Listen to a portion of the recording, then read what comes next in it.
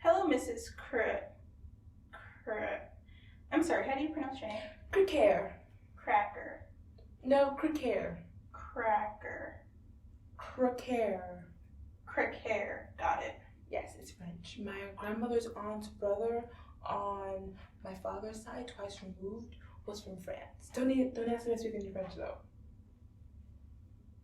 Okay, bye. You twisted my arm. Oui, baguette, entrevous. Thank you for that.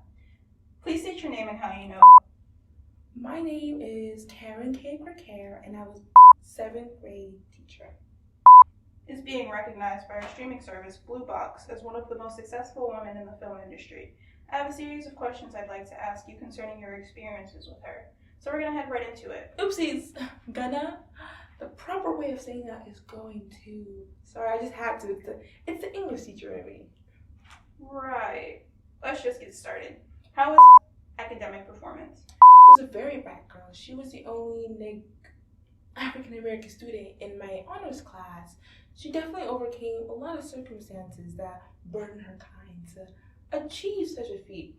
How do you mean? Her kind being what? Well, you know. No, I don't. I'm just saying that her counterparts weren't doing as well as her. She was one of the good ones. Can you please describe her behavior?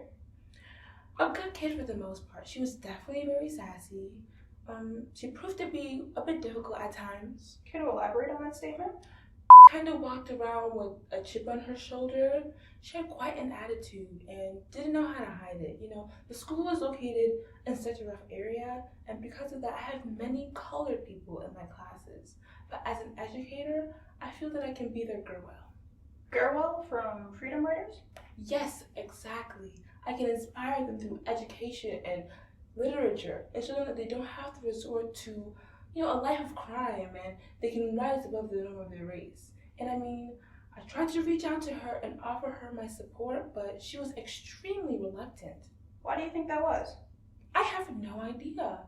She just had this resistance that I did not understand, and she repeatedly disrespected my authority. For instance, when the whole class sang the Pledge of Allegiance, she'd be completely silent. And I even called her out on it once. She looked right at me and didn't say a word. Don't students have the choice to remain silent? Not in my class, they don't.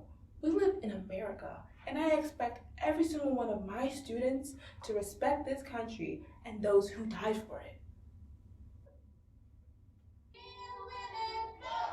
I'm sorry, give me a second. Just 1 second. Hello? Yeah, I'm in the middle of the interview. I'll call you right back. Sorry. Okay. So final question. What word would you use to describe when you knew her? I'd say a troubled child with a troubled past and that couldn't recognize her true potential. That was more than one word. May I speak to your supervisor?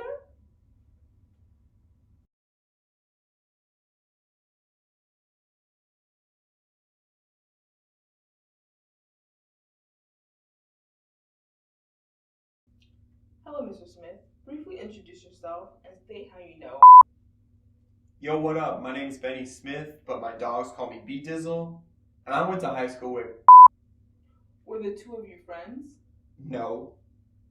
What did you think of her, if you thought about her at all? She was annoying as fuck. Mr. Smith, you can't do that in here. She was one of those crazy feminazis. She hated men and white people, and all she would talk about is toppling the patriarchy, white supremacism, blah, blah, blah, systemic racism. Don't get me wrong, racism sucks and all, but not everything's about race. Did she ever express these beliefs to you? No, never. But I remember her going off on this one guy I knew. Yeah, not me though. I think his name was Lenny. Okay, and what happened between her and Lenny? It was lunchtime, and Lenny, was at a table with one of his bros, just talking about some lit-ass party he went to that weekend. Then out of nowhere, comes up to him, and goes, "Can you stop saying that word?" He goes, "What word?" Then she's like, "The N-word?" He's like, "Oh, why?" Then she takes this deep breath and says, "Because you're very much white, so you can't say it." Lenny rationally explains and says, "Relax, I'm not saying ER, I'm saying AH as in homie. You feel?" She starts to clench her fists and shit, and says it doesn't fucking matter. It's not your word to use, you privileged white boy. Then he's all like, "Bruh, that's dead-ass reverse racism. Black privilege exists too. If you could say it, so can I." Suddenly, slaps him, like in the face. She was bugging the fuck out. Then she says, "Say that shit again. I dare you. Say it, you inbred male-guzzling snow roach." She stares at him mad hard as he stays silent. She lets him go and says, "Yeah, that's what I thought, you little white bitch." Lenny, didn't come back to school for a week after that incident. But Lenny was a pussy-ass bitch. If that were me, I would have stomped that hoe out. If she can slap me, I can slap her right back. That's gender equality. So based on Lenny's experience with, what word would you use to describe her? That shit crazy.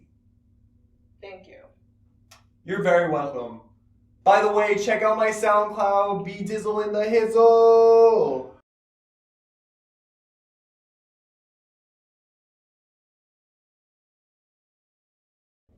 Hello, Miss Wright. Briefly introduce yourself and say how you know.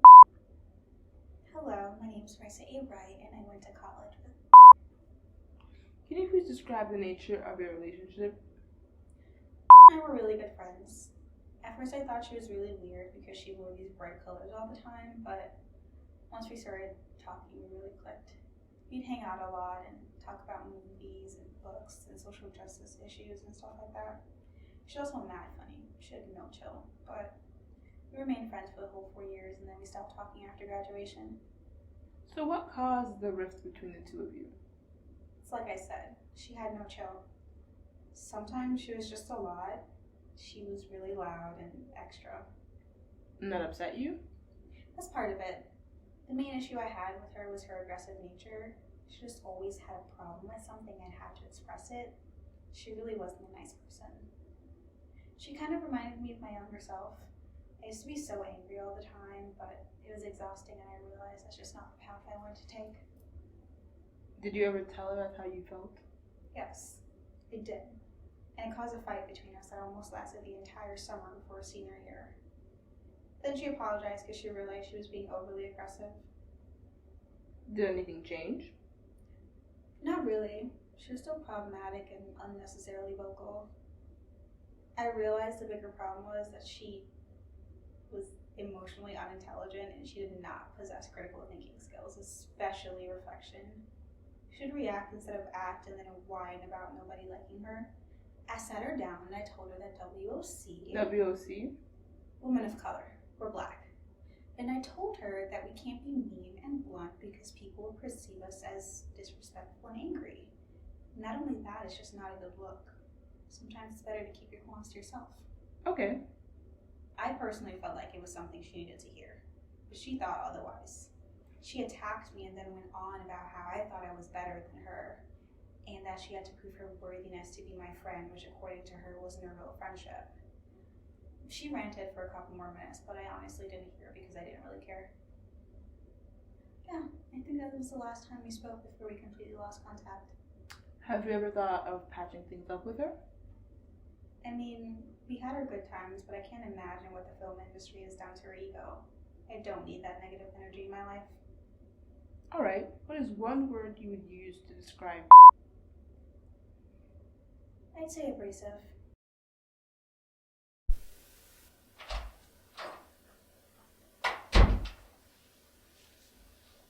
What the fuck is happening? Why does he have that on? He wanted to remain anonymous. Why didn't he say that when we called for the interview? you tell him we can provide him with silhouette lighting? I did. Did you tell him we can just pixelate his face in editing? I did. He's insistent on remaining completely anonymous. I choned out. Okay, well, there goes like half my questions.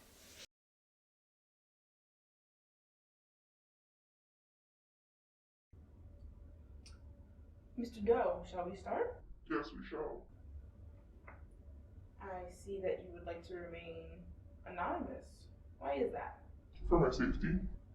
Do you believe will come after you in some way if she views this interview? Most definitely. Can you speak a little bit about your relationship with her? I can't go into specifics. Okay. I did everything right. What does that mean? I was the perfect guy. I was mindful, I was kind, I was there for her when she needed me. I didn't objectify her out loud, yet I never made it out of the friend zone. Can you please explain what the friend zone is? According to Google, it's a friendship that exists between two people, one of whom has an unreciprocated romantic or sexual interest in the other. But I can assure you, it's much worse than that. It's the worst place to be in the entire world. It's when you give someone your all and do everything you can to show them that you're the perfect guy, but it turns out they were just leading you on the entire time. And then you realize they're nothing but heartless whores that like to destroy people's lives for sport. They crush your dreams, they step on your heart and leave it in a million pieces.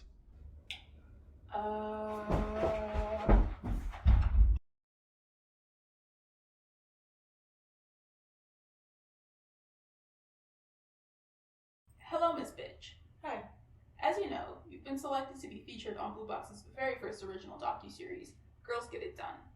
Yeah, y'all need to workshop that title. It's already official. There will be no workshopping. Unfortunate.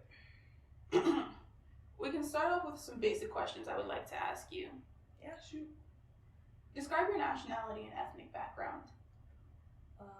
I was born in Brooklyn, lived there for 2 years or so, then I moved to Toronto. I'm black. My parents are from Nigeria. What do you do for a living? I make films, I write them, I direct them. Name your top 3 favorite films. I'd say Black Swan, Nocturnal Animals, and High School Musical. Out of all of the films you've made, which have been your favorite? Ooh, The Color Pink, Agatha, Chronicles of a Bad Bitch, and I'm Moving to Venus. I'm Moving to Venus was a pain in the ass to shoot, but it was well worth it in the end. Some that worked on the film with you claim that you were quite difficult to work with. What is your response to that?